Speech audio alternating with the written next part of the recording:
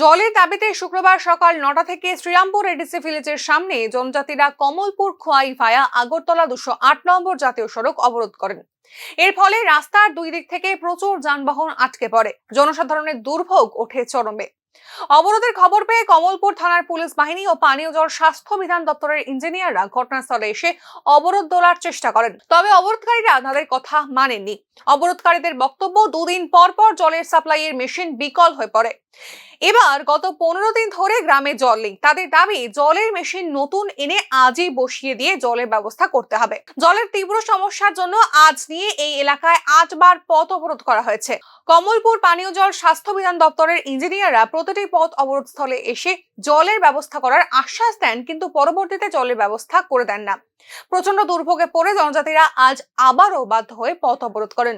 এখন যে স্যার গেছে তাই তো কইছে যে সোমবারে আয়া মোটর নিছে, এরা রবিবারে শুনছে, কিন্তু মোটর তো অনেকদিন আগে নষ্ট ছিল, অনেকদিন আগে জল পাইছি না আমরা, কিন্তু এরা যে কইছে মোটর তো মাত্র রবিবারে নষ্ট হয়েছে, মোটর তো রবিবারে নষ্ট হয়েছে না, অনেক আগে নষ্ট হয়েছিল মোটরটা। আজকে প্রায় 12-15 দিনের মতো হয়ে গেছে আমরা জল পাই না।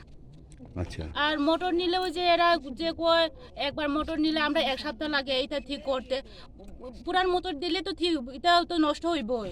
যদি নতুন মোটর যদি আরেকবার দিয়া দেয় তাহলে তো নষ্ট হয় কি হয় একটা তো জানা যায়। কতদিন ধরে আপনাদের এই জলের সমস্যা? প্রায় 15 দিনের মতো হয়ে যাবে। জলের সমস্যা তো হইছে স্যার অনেক দিন ধরে। অনেক দিন ভালো হয়, 2 দিন আইবো ভালো মতন করে, তারপরে 3 দিন পর থেকে আবার জল নাই, আবার নষ্ট হয়ে যায়।